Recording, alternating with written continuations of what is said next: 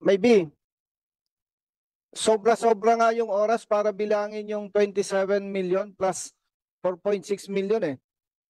Kaya parang tumatama po yung sinasabi ng Chinese nationals na more than 5 hours nagbilang sa counting machine ng pera, and yung sinasabi ni Honorable Congressman Gonzaga na may report na 100 million. Pag inanalyze po natin, parang nagtatama-tama, Mr. Chair eh. So, That's so hard to believe, Colonel Guevara. You're the highest ranking officer there. And while they were doing the job, you just went outside after reading them the rights? In the balcony, Is Mr. that, Chair. is that what you want this committee to believe, Colonel Guevara? Yes, Mr. Chair. So you left it all to Major Quijana? Almost.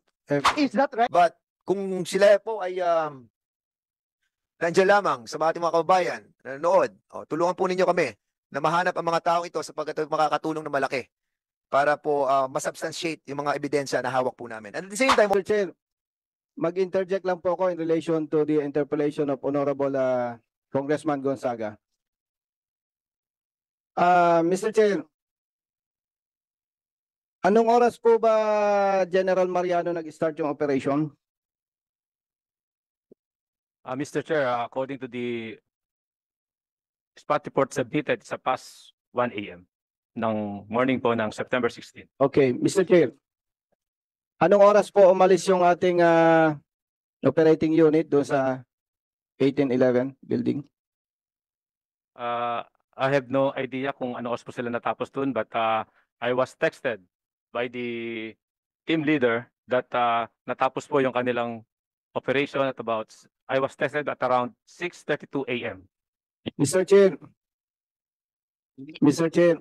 in support doon po sa interpellation na Honorable Congressman Gonzaga, and based on the dito po sa reply ni General Mariano,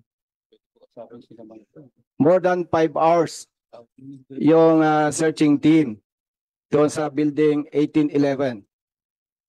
And may nabasa po tayong report, Mr. Chair, na allegedly sinasabi ng mga Chinese nationals na biktima, more or less 5 hours na nagbibilang yung counting machine ng pera. And hindi naman tayo nakaranas magbilang ng milyones na pera.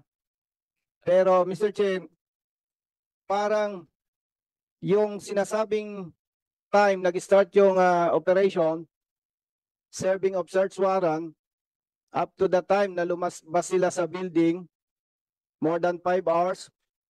Then, yung sabi ng Chinese nationals na more than 5 hours nagbibilang ng pera, parang naniniwala po ako sa nabanggit ni Honorable Congressman Gonzaga doon sa report na 100 million pesos. Kasi po, hindi kayang parang sobra-sobra yung oras eh. So, ano po ang punto natin dito?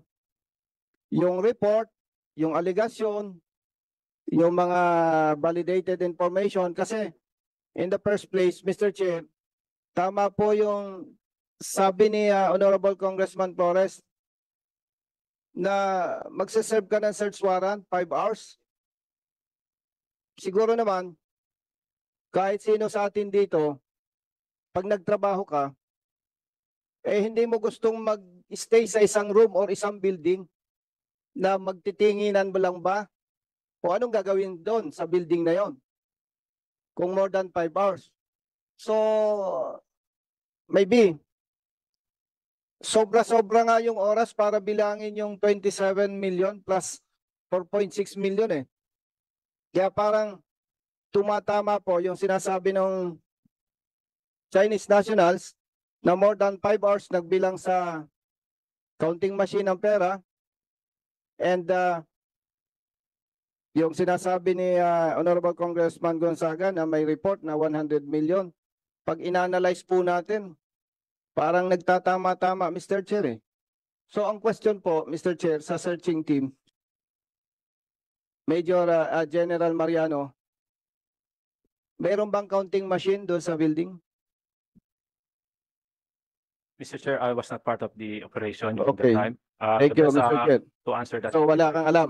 Wala po ako dun sa Mr. Chair. Kasi nga, hindi ka kasama sa operation. Exactly, Mr. Chair. Yes. Sila po yung Nagre-rely ka lang sa report ng mga tao mo. Tama? tama po, Mr. Chair. Dugtungan ko lang yung kinaklarify ni Honorable Chair Dad Fernandez.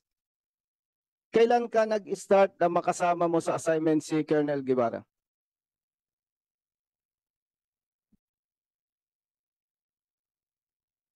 I was assigned in Caraga on July 2022, Mr. Chair. Dumating po si Lieutenant Colonel Guevara. Pagkakasabi niya po sa January of 2023 sa para po ma-promote dun sa Caraga. At after po na mapalitan po yung aming regional director, nagkaroon po ng bagong R6, dumating naman po sila sa Comptroller Division, Mr. Chair. So halos mga ilang buwan lang po yung So from Caraga Region, na-relieve ka, di ba? Opo, Mr. Chair. Saan ka na-transfer? Sa SPD po, Mr. Chair. SPD. Yes, Mr. Chair. How come na napasama naman sa SPD itong tatlo na to? Yes, sir.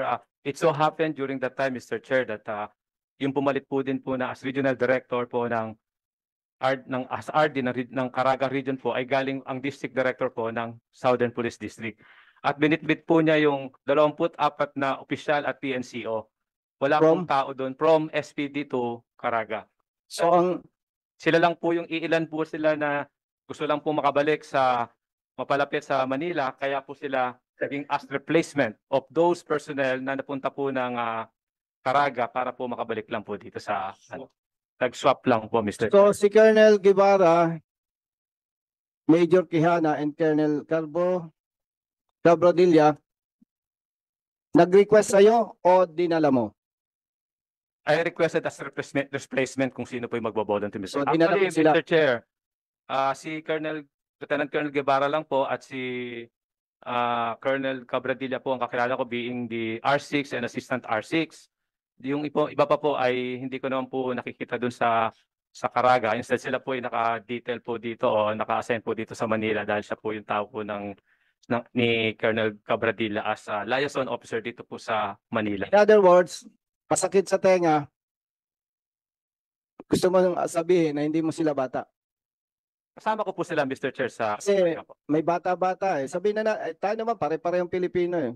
May tinatawag na bata-bata system eh. So, trabaho lang, hindi mo sila talaga. Opo, Mr. Chair. Kasama ko po sila na-assign sa region ng Caraga po. Hindi sila malapit sa'yo. Kasama ko lang po sila, Mr. Chair. Kasama mo lang. Lahat So, po naman ng aking mga kapulisan, Mr. Chair, ay mga kasama ko po sila at halos din po dun sa member din po ng operating team ay nakasama ko na rin po halos during that time na na-assign po ako sa NCRPO. so very clear, hindi mo sila bata talaga. Kasama ko po sila, Mr. Chair. Kasama lang sa trabaho. Opo, Mr. Chair. Mr. Chair, last question na lamang po. Meron bang counting machine, Colonel Guevara, o wala? Meron po, Mr. Chair. It's also presented as evidence, Mr. Chair. So, Mr. Chair, klaro, may counting machine. 5 hours kayong more than 5 hours kayo nag-stay sa building, sa room. Yung sinasabing report na more or less 5 hours nagkaroon ng bilangan ng pera using the machine, talagang tumutugma, Mr. Chair. Parang masyadong malaki ang kulang. Malaking pera ang dapat hanapin dyan, Mr. Chair. So, yan lamang po. And Honorable Vice Chairman Acop, sir, maraming salamat po. Chairman, just a short interjection lang. Yes, Ah. you have the floor. Thank you, Chairman. Anyway, this is just an interjection with regards to the query made by the previous Congressman Busita. Anyway, Mr. Chairman, ako medyo sa tagal ko ba naman na I'm not a police officer, no? Pero halos ang mga police sa amin, sa region. Nakaharap mo eh. Oh, tsaka kabisado ko, no? Yes, Mr. Chair. Yes. Thank you. May I ask Napolcom, kasi preliminary ito eh. Pwede bang mangyari ngayon na pag na-transfer yung isang general sa isang region, dadalhin niya yung 24 na tao? I thought that was not supposed to be the case. BC Bernardo, please. Thank you, Your Honor. Your Honor, that has not been a policy approved by the NAPOLCOM. It is a practice within the level of the PNP already. Is that a good personnel practice? In response, Your Honor, it should not be the case. The commander should be able to galvanize unity and cohesiveness, notwithstanding where he will be assigned. The leadership trait should be able to spread far and wide in the command, not to bring his own men from where he came from, and he must be able to establish and earn the respect of the subordinate at all times, Your Honor. So the policy, when I was still in the service or when the Honorable Busita was in the service, is still the present policy. Kasi kami, ang dala-dalang namin yung driver eh. Yes, Your Honor, that should have been the case, Your Honor. Para, from the testimony of almost all the other officers here, they keep on referring to Major Kiana as the one giving them orders. But wasn't it a fact that you were the most senior and the commander of that particular operation? Yes, Mr. Chair. So how come it is Major Quijana that has been giving orders to the other officers around? If I may explain, Mr. Chair. Yes, please. During the briefing, Mr. Chair, before the operation, Mr. Chair, I divided them into 4 groups. Yeah, you already Yeah. mentioned that earlier that you divided them into 4 Yes. groups, but shouldn't it be your responsibility to know what is happening during the operation? I give all during the operation, Mr. Chair, I give all the tasking to Major Quijana. So what then is your role, Colonel Guevara? I just read the search warrant, Mr. Chair, then I went outside, Mr. Chair. That's so hard to believe, Colonel Guevara. You're the highest ranking officer there. And while they were doing the job, you just went outside after reading them the rights? In the balcony, Is Mr. that- Chair. Is that what you want this committee to believe, Colonel Guevara? Yes, Mr. Chair. So you left it all to Major Quijana? Almost. Is that right? Yes, Mr. Chair. Is that General Mariano? Was that the proper thing to do for Colonel Guevara? No, Mr. Chair. He should supervise his men, Mr. Chair. So the fact that he left it all out to Major Quijano, does that make it right? No, Mr. Chair. Should he be held responsible for everything that happened and transpired as being the highest ranking officer there? Since he is the highest ranking officer, since he did not supervise his men. Now, Colonel Yes. Guevara, I'm gonna give you another chance. Are you going to admit that you just let things happen despite being an officer, the highest ranking officer in that area? Yes, Mr. Chair. Are you not embarrassed, Colonel Guevara? Let me explain, Mr. Chair. Go ahead, explain. I divided the group into 4, Mr. Chair. He said that, but dividing it into different chores doesn't mean that you should stop supervising the event, correct? Yes, Mr. Chair. So why did you stop supervising the event? That's my fault, Mr. That's your fault. Now, Yes. question. Diretsahan na to, ha? Yes, Mr. Chair. Did you or did you not see that 4 boxes were being taken out of the room? As shown in the video. No, Mr. Chair. You did not see it. No, Mr. Where were you at that time? In the balcony, Mr. Chair. And that is precisely why you should have been there as the commander of that particular event, correct? Yes, Mr. Chair. Now, the spot report that was given, or the initial report that was given that only 4.7 million was recovered. Did you see that report? Yes, Mr. Chair. Did you sign it? Yes, Mr. Chair. Now, did you know for a fact that there was another 27 million missing at that time? Yes, Mr. Chair. So why did you sign that report when you knew for a fact that there was another 20 plus million pesos? Mr. Chair, I did not sign it with my decision only, Mr. Chair. I sought the advice of my superior, Mr. Chair, which is my district director, Mr. So Chair. now are you telling this committee that it was upon the advice of General Mariano that you will not report the 20 plus million and just report the 4.7 million muna? He is the one who can answer that, Mr. Chair. No, I'm asking you. Did Yes, he tell you to report only the 4.7 million and exclude the 20 million? I sent him the draft report, Mr. Chair, and he You're not answering the Yes, question. Mr. Chair. Did he tell you? Yes, Mr. Chair. He told you? Yes, Mr. Chair. General Mariano. Sir, may I answer the question, Mr. Chair? Look, first, let me ask a question. Yes, Mr. Did Chair. you at any point in time tell Colonel Guevara that he should only report the 4.7 million? No, Mr. Chair. No. Yes, He Mr. just said, you just heard him right now. Yes, Mr. I think he is not listening well to your question, Mr. Chair. He's not listening well to my question. Again, Colonel Guevara. General Mariano saying that you were not listening. I'm gonna ask you again. Did General Mariano tell you not to report the 27 million and only report the 4.7 million? Yes, Mr. Chair. It was only the draft initial report that what he approved and what he sent to our good regional director, Mr. Chair. So there was no instruction not to include the 27 million. He approved, Mr. Chair, the 4.6 billions, and he knows that there is a 27. Did you or did you not ask why we should not report the 27 million more? I informed him, Mr. Chair, and he decided. Did Yeah, you or did you not ask General Mariano I why did- we I should did, not Mr. include? I did, Mr. Chair. And what was his answer? Hayaan lang muna natin. General Mariano, did you give that instruction to Colonel Guevara? No, Mr. Chair. You did not. Yes, Mr. Chair. Were you aware that there was another amount, 27 million, that was recovered supposedly by the searching team and was not included in the report? Yes, sir. He told me, sir. So did you not ask Colonel Guevara why did you not include that in the report? I asked him, Mr. Chair. And what did he say? At around when I arrived in my office, Mr. Che, when I asked him for the spot report, which I immediately submitted to my regional director. After which he requested, Mr. Chair, additional investigator, additional personnel from WCPD, and interpreter.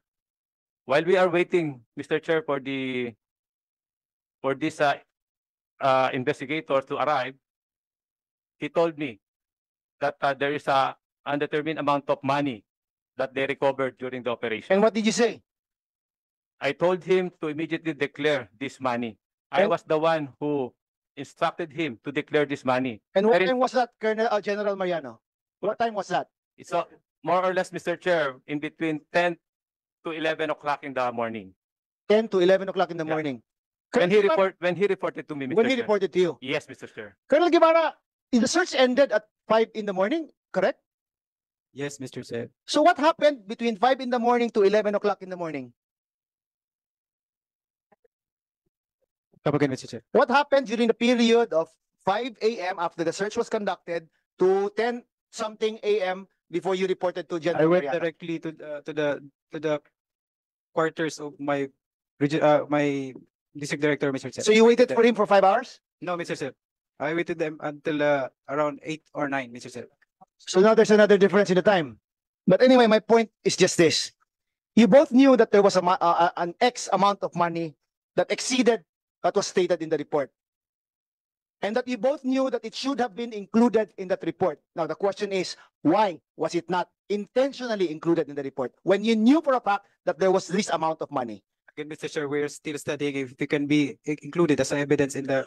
Why do you still have to study it? It was a Because search. it is- It was a result of the search. Admittedly, Mr. Chair, it was my first time. It was your? First time to have that situation to Mr. Chair. Oh. I'm not. Is that an excuse, Colonel I'm Guevara? I'm not making an excuse. I'm just stating it a fact, Mr. Chair. Anyway, thank you, Mr. Chair. Congressman Sergio Dagohoc, you are recognized. Thank you, Mr. Chair. Good afternoon, everyone. Tapos na po yung session sa plenary. Kami na lang po ang naiwan dito. I would just like to manifest for the record, Mr. Chair. As an ordinary taxpayer, no, I am very disgusted. Kung pwede pa lang, Mr. Chair, na mahiwalay yung binayad ko na buhis na hindi mapunta sa mga ganitong yung sahod.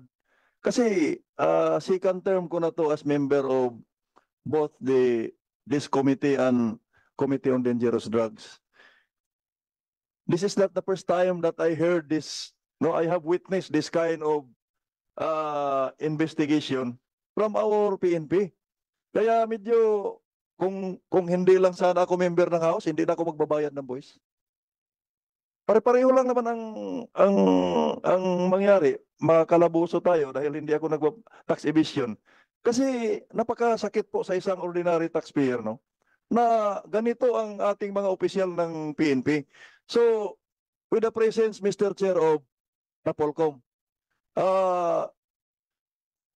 Attorney Bernardo, wala po ba kayong nakita na kailangang drastic measure para kung hindi man ma-eliminate, mabawasan man lang yung mga ganitong investigation sa Committee on Dangerous Drugs at saka dito sa public order kasi this is a live committee hearing. Siguro kung ako yung nasa mga hindi ako magpapakita na yung mga nandito na malinaw po na nagsisungaling kayo. Tapos may mukha pa kayong, baka bago may ano yung suspension ninyo, baka kukuha pa kayo ng sahod ninyo.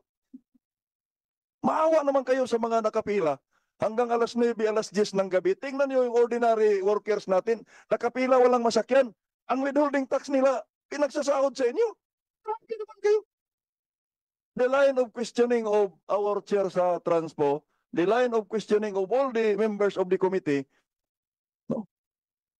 Kahit hindi ako abogado, hindi ako pulis, no? Talagang malinaw na may kasalanan po yung mga number one, yung mga officers na nagkakandak ng search na yon. And I agree with the finding na pabiri po talaga to. Kasi hindi na po search to. So from the point of view of Napolcom, ano po yung kailangan natin gawin? Nasa tabi ko po yung bago lang siguro tong graduate. Ano po bang pwede nating gawing pagbabago Napolcom at saka yung mga patakaran natin na yung kultura natin, practice, bitbitin lahat yung bakit ganun na bitbitin yung buong may dahilan kayo dyan. So Napolcom, can you for the record lang na may namin recommend sa committee, may nakita po ba kayong mali doon sa recruitment, doon sa training, etc. etc. PC, Bernardo, please. Thank you, Your Honor. Siguro po kailangan mag-set ng example We will support the initiative of the NCRPO. At yung decision po nila may be appealed doon sa Regional Appellate Board. We will ensure that swift justice will be meted out. Without preempting the possible appeal to the Regional Appellate Board. Based on the revelation thus far, it appears that there are substantial evidence that there were robbery committed. And that would constitute several counts of grave misconduct, serious irregularities in the performance of duty. And we will support them to conduct expeditious summary hearing procedures. And we will also be suggesting to pursue criminal cases, adopt the conspiracy because apparent that they were principal by indispensable cooperation. They were principal by direct participation. And it would appear that there are witnesses that can be utilized to substantiate how this plan was been hatched and how has this been developed, planned, and executed. We are confident how these things are being conducted thus far by the National Capital Region. Your Honor, if we set this an example, then we would be consulting the Committee on Peace and Order and Safety to afford the commander the authority to put them on stockage so that this would prevent further damage to the evidence and set a swift examples. At the moment, Your Honor, we can only suggest preventive suspension, but we are inclined now to support some initiative that if the evidence is overwhelming, if the regional director or the chief PNP or the NAPOLCOM is convinced that there are serious violation and the evidence would warrant the same, to put them on stockage already to prevent further. Mr. Chair, with all due respect to Napolcom Vice Chair, hindi po yun ang gusto kong marinig. I am raising a point na halimbawa, tatanong ko sa inyo, in 2023, ilang PNP personnel na po ang nakasuhan at ilan yung na-dismiss? Based on your record. Sa 2023 lang. It would be at the vicinity of, I think what has been dismissed both from the level of the PNP and the NAPOLCOM, we have the vicinity of 800, Your Honor. Okay. 800 na po yan. 2023 pa lang. What I'm saying is, kahit gawin nyo pa yung sinasabi mo ngayon, that will not cure the problem. Ang tinutukoy ko, wala ba kayong nakita na pwede nating gawin? That's why, nagsabi na ako, baka mayroon tayong gagawin sa recruitment, procedural, sa system. Yan po yung hinahanap ko. Kasi, dinoble na natin yung sahod. Kasi, ang justification, para hindi nagagawa ng kalokohan dahil maliit yung sahod. Dinoble na natin yung sahod. Dumoble, tumipli, yung gumagawa ng kalokohan. So meaning this is not a matter of magkano yung sinasahod. Nasa utak talaga nila yung pagkakriminal. Sorry for the term, pero they are doing criminal activities while they are law enforcers. Malinaw po yun. Sa 4 na taon po ako na member ng Committee on Dangerous Drugs at saka Public Order and Safety. ang dami ko na pong nasaksihan na may otak kriminal po yung some of our PNP personnel. That's the thing that Napolcom, no? And the hierarchy of PNP should address na hindi tayo makarecruit man yan kung sa recruitment, but you reevaluate, you revisit yung mga recruitment policy natin, criteria, kung sino ba yung ipasok natin sa PNP. Otherwise, ulit-ulit lang tayo naghihiring ng ganito, tas kulong, dismiss, recruit na naman ng panibagong parehos ang utak. Hindi po magandang tingnan sa ating mamamayan. Yung pinaghirapan nila nag-overtime, withholding tax, ibabayad lang sa mga utak kriminal. That's the point I am raising. Kasi sawa na po ako sa ganitong overtime, 6 na oras na hearing. Just, no? Pag-usapan lang yung mga ganito, walang maitulong to sa ating lipunan. Hindi to makapababa ng presyo ng bigas. Nakasakit pa to sa dibdib ng mga nagtatrabaho na ordinaryong empleyado na yung buwis nila ay binabayad na pansahod. So, I want to raise a point na Napolcom and the hierarchy of the PNP should address na mabawasan man lang, ma-minimize yung mga ganitong utak na mga law enforcers natin. Baka sa recruitment yan o sa mga patakaran na pinairal natin ngayon na pwede palang bitbitin lahat yung mga kasi gusto ko itong mga tao na to. Wala pa mga tao doon sa bagong assignment mo na pwede mo mautusan, pwede mo ma-organize. Otherwise, ay kung ganon yun, nasaan yung training natin PNP sa leadership? Kung gusto mo, ayaw mo nang ma-train yung datnan mo doon na assignment. Kasi gusto mong bitbitin lahat. So I hope na the Napolcom can submit to this committee as soon as possible time. Ano ba yung sa tingin ninyo pagbabago na gagawin doon mula sa recruitment hanggang doon sa yung mga standard operating procedure na mabawasan man lang, hindi ma-eliminate lahat. Thank you, Mr. Chair. Your Honor, please, if I may, would just like. Okay, go ahead. Briefly. Your Honor, please, there are 228,000 well-abled body in the Philippine National Police. These are dedicated and sincere uniformed personnel and non-uniformed personnel. The few people that we have been seeing here are exceptionally manifesting criminal perversity, but this is not the representation of the PNP. We could rely to the good men and officers of the PNP. Ang totality po, yung karamihan po mas marami pa po matitino talaga. And the recruitment are continuously being addressed, Your Honor. Ito lang pong mga tulisang ito ang dapat talagang maubos doon sa ranks ng PNP. You would see may mga patrolman, may mga sargento who are testifying against those nefarious activity. These are manifestation na hindi rin po papayag yung mga mabababa. At may mga officers din na hindi rin po mapayag na sumusunod. Ito yung nagpapakita na merong pagbabago sa loob ng organization. Meron pa rin po talaga maraming tulisan pa rin na naiiwanan. But these are currently being addressed doon sa program ng PNP tsaka ng Napolcom of internal cleansing. Ito nga lang po, kailangan lang po talaga magkaroon ng example para magkaroon ng deterrence.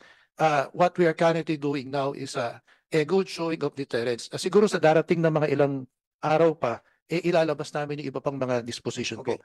As a matter of fact, I would agree that the percentage of these, well, we can say na mga escalawags is wala pang 1% yan sa totality ng police force natin. And the reason why we're trying to find out and ferret the truth out of these different operations that are nakita natin that are spurious ay para totally kung 1% na to ay matanggal natin. And with all the reports that were submitted to this chairman, we found out that those who have been heard, no, dito sa hearing na to, marami na rin po na-dismiss. As a matter of fact, baka mga more or less mga 30 na mga PNP personnel were already dismissed and meron na pong kaso ng criminal. And I will be asking General Nartates and the group of the PNP to submit to us. Kasi what I reported was Region 4A lamang. So we will be asking the whole accomplishment doon sa mga na-dismiss na mga scalawag officials and be reported in this committee on the next hearing. With that, I would like also to ask the DOJ, no? Hindi na ako magtatanong, but of course, doon sa iyakat na tinatawag natin, meron tayong tinatawag na iyakat doon sa anti-trafficking. You have written a letter sa DOJ, sa BID, sa Chinese Embassy, and also doon sa DSWD. So we wanted to find out what were those replied was, no? Andito ang BID, di ba? I think the BID was invited. Andito ang BID? Yes. Bureau of Immigration? Yes. Good BID, afternoon. BI pala. Yes, yeah, yes, okay. good afternoon. Good afternoon, sir. So they have written you a letter about the those who have been allegedly victims of trafficking. So what was the reply of the BID of the Bureau of Immigration Deportation? Mr. Chair, I'm sorry for now, I cannot answer directly because we have to check with the office.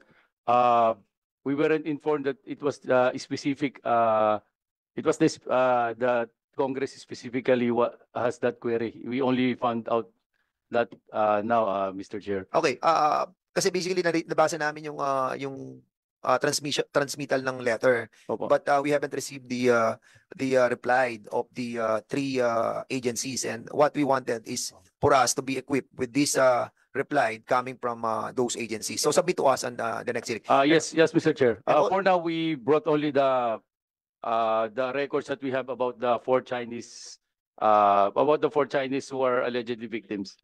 Oh, yun sa apat na biktimang yun, anong reply nyo doon? Right now, Mr. Chair, yung dalawa pa lang in-identify namin kasi we need the birthdays of the other two. O sige, submit to us Opo. on the next hearing, ha? And Yes, then, sir. all those people who have been invited on this hearing next Monday, okay tayo sa Monday? On Monday, we will be setting a hearing for the continuance of this investigation. But for those who have been cited in contempt, 6 PNP personnel, please stay and sit on your specified chairs, no? And those resource speakers, we have been invited. Pwede na po kayong lumabas after the adjournment. And ayun nga, kay General Nartates, submit to us yung mga dismissed na mga PNP personnel para sabihin naman natin sa ating mga kababayan that meron tayong na-accomplish on cleansing the ranks of your organization. And the same time, with BC Bernardo, please submit to us as well. Okay? And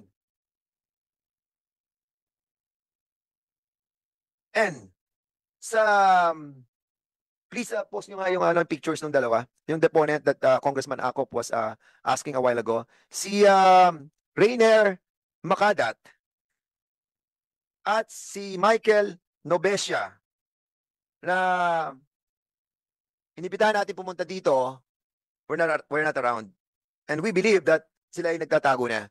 But kung sila po ay nandiyan lamang sa ating mga kababayan na nanonood, tulungan po ninyo kami na mahanap ang mga taong ito sapagkat makakatulong na malaki para po masubstantiate yung mga ebidensya na hawak po namin. And at the same time also, Sergeant Lord Antonino, siya po ay nasa nasa PNP ngayon, no? Dahil ano lang siya, is he suspended or is he under the custody of the PNP? Asan tong si Sergeant Lord Antonino? Correction to my statement earlier, Your Honor. He's been dismissed already, effective January 5, Your Honor. So dismissed na siya. Was a criminal case filed against this person? Yes, Your Honor. Okay. So, anong case ang pinahal sa kanya? If I have not mistaken, Your Honor, kidnapping and robbery extortion. Your Honor. See? Okay, so we will be asking also siguro a motion. Hindi na lang, okay na. So,